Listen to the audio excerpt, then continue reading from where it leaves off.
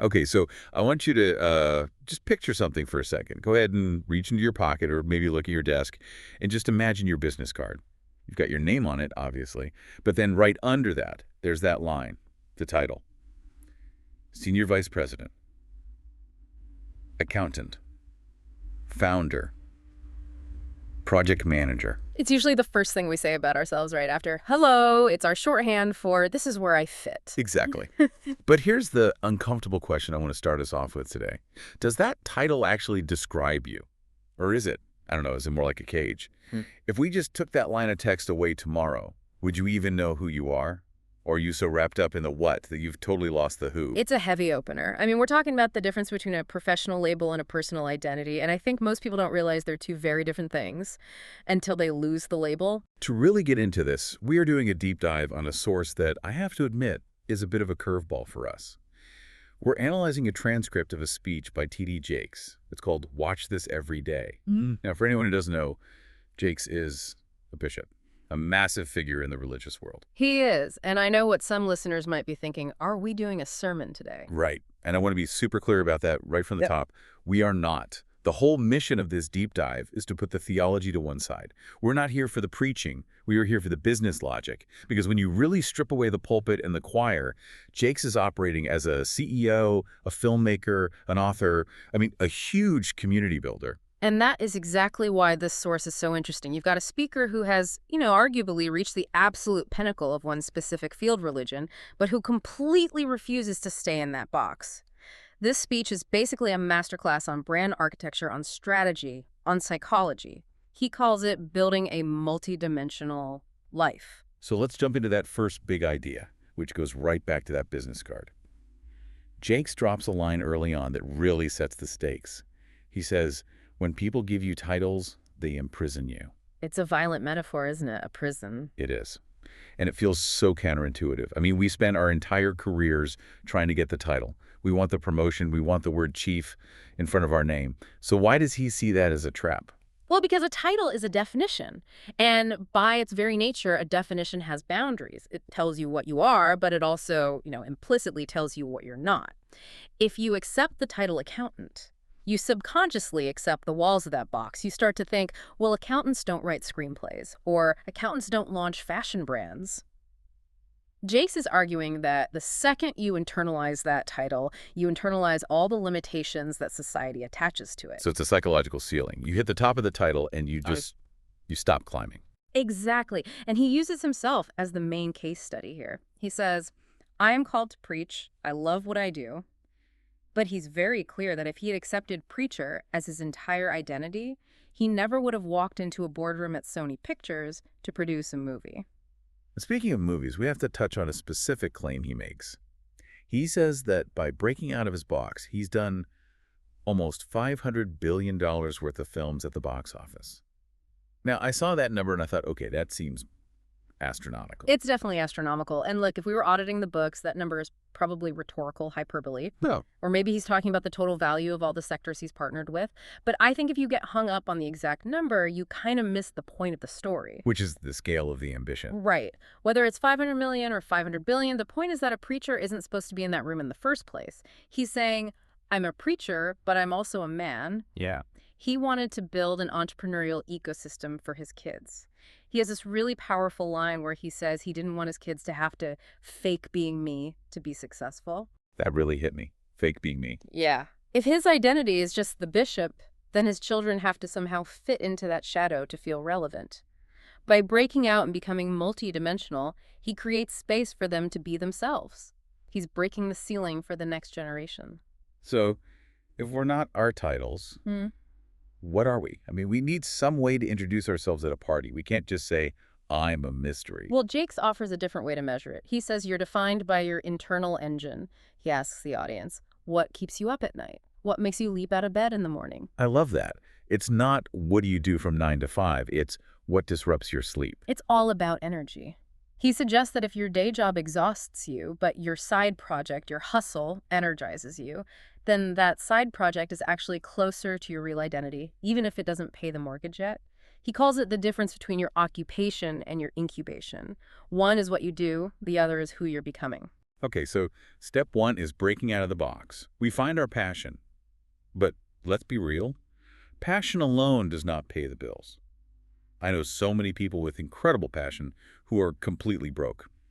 And this brings us to the second segment, which I think is the most tactical part of the whole speech, the difference between the idea and the strategy. This is where we shift from the who to the how, and Jakes gives a very specific, almost clinical definition of strategy. He calls it a synchronized step-by-step plan from point A to point B. Which sounds basic. Have a plan. Thanks, we knew that.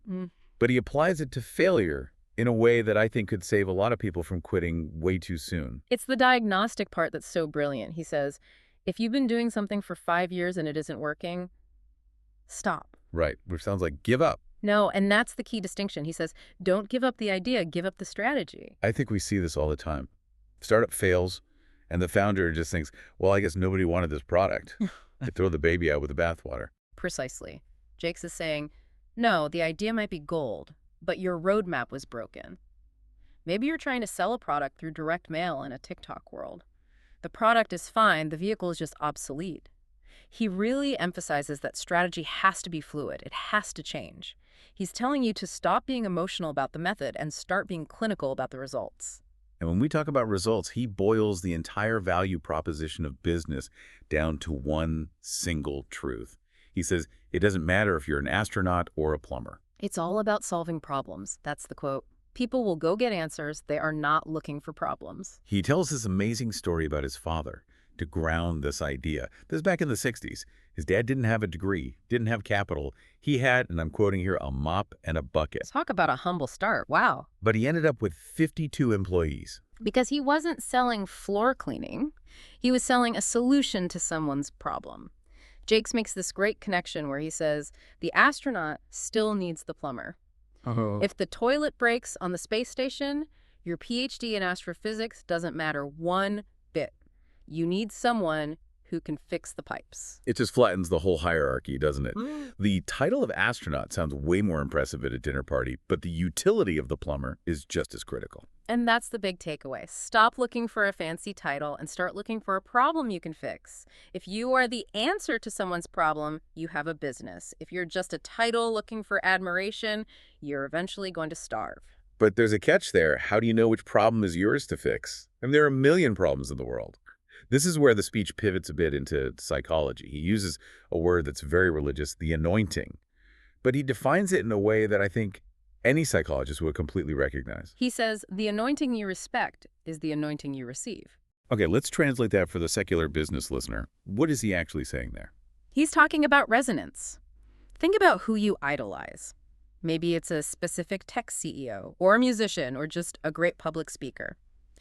Jakes argues that you aren't drawn to them just because they're famous or rich.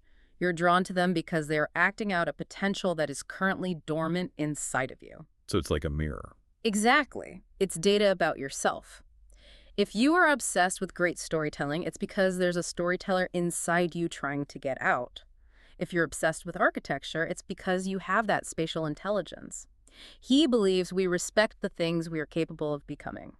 He shares this really bold story from his own childhood to make this point. He's 8 years old, 8, and he's in the back of a car with his mother, who was a public speaker herself. Right, she was the one with the microphone at that point in time. And this little 8-year-old kid says to her, right now I'm going to hear you speak, but the time will come, you'll come to hear me speak. That is, that's either incredibly confident or incredibly bratty for an 8-year-old. Probably a little of both. Yeah. But he goes even further. He says, right now they call me Mrs. Jakes' son, but one day they'll call you Tom Jakes' mother. The audacity is just off the charts, but looking back now, he was right. And his point isn't just, look how smart I was. His point is about the timeline of our instincts. He thinks these glimpses of who we are meant to be show up very, very early, before the world tells us to be practical. So the advice is to kind of do a forensic audit of your own childhood. What did you intuitively get or want before you learned what was realistic? Exactly. The blueprint was there before the building even started. But I want to play devil's advocate for a second. Yeah. Because having the instinct, having the dream, that's the easy part. Every kid wants to be an astronaut. The problem is the middle part. The part where real life just punches you in the face. Messy middle. And honestly, this is where Jakes is most critical of our current culture. He thinks we've completely edited out the struggle. He says we look at people like Beyoncé or Tyler Perry or even Jakes himself, and we see the private jets and the huge stadiums we're coming in at the end of the movie. And we just assume the whole movie was like that. We missed the scenes where he was literally gathering apples in a field just to feed his kids. That image really stuck with me. He talks about being so broke he had to use paper towels as diapers for his children. It's so visceral. He's talking about deep, humiliating poverty. He mentions a woman who got 399 no's before she got one yes. But here's the counterintuitive part that I think you really need to hear. He says we shouldn't wish to skip that part. He actually uses a really violent word for immediate success. He says if he just handed you his life right now, his money, his staff, his influence, it would be criminal. Criminal and murderous. Those are the words he used. That seems so extreme. I mean, if someone handed me $1 billion today, I don't think I'd call it murder. I'd call it a great Tuesday. So why does he think getting everything you want is so dangerous? Because the what crushes the who. If you haven't built the internal structure, the character, to hold the weight of success, that success will destroy you. He uses the prodigal son story not as a religious lesson, but as a psychological one. The son failed not because he was evil, but because he got his inheritance too soon. He didn't have the character to manage the capital. Precisely. Jakes also uses the biological analogy of gestation. You don't go from conception to holding a baby overnight. There's a formation period. If you pull the baby out at 2 months, it can't survive. He's saying your dream is the exact same. If you try to scale a business before it's ready, you kill it.